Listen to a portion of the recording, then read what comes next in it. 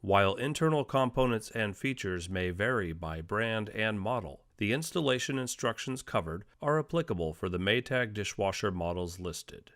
Model number may be found on the appliance's outer carton as well as on the interior left side of the tub.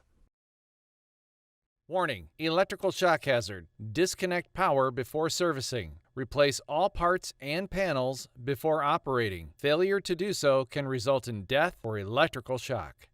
Excessive weight hazard. Use 2 or more people to move and install dishwasher. Failure to do so can result in back or other injury.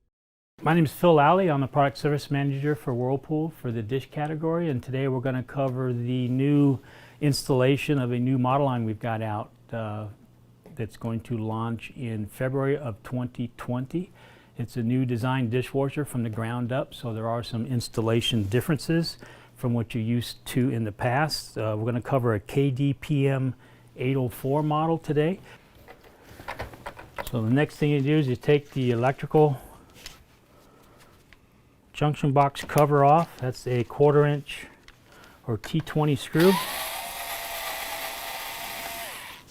Once you get the screw out, you just lift up on it with a flat bladed screwdriver.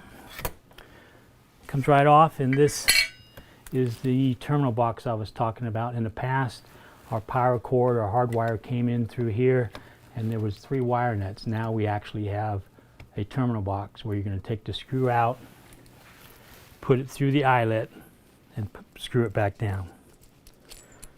So we're going to demonstrate using a power cord.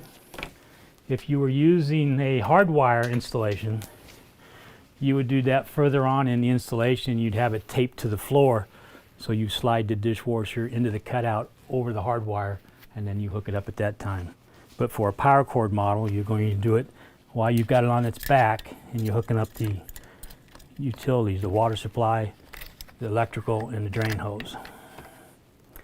You always want to make sure you use a strain relief on the power cord or the hard wire. All right, once you get the strain relief and the nut on it,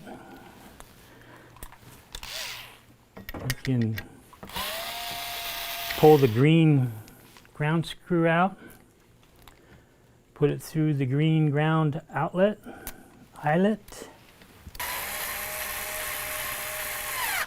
Okay, we've actually got the ground one hooked up with the 1/4 inch green ground screw and the green wire. Now you're going to pull the Phillips head screw out. Then you can go black to black and white to white. You can put the screw through the eyelet. There's the black wire. We'll do the same for the white wire.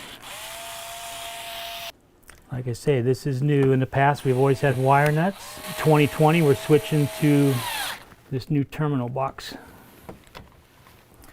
Reinstall the junction box cover.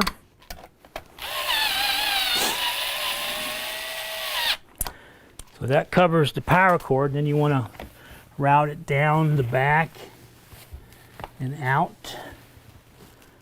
Now, during the video, I showed you an example that this was a power cord hookup, and you can easily access it from here, but I also wanted to show you for hardwire, or if you wanted to, you could actually pull the junction box out to give you more access and more room to work with it.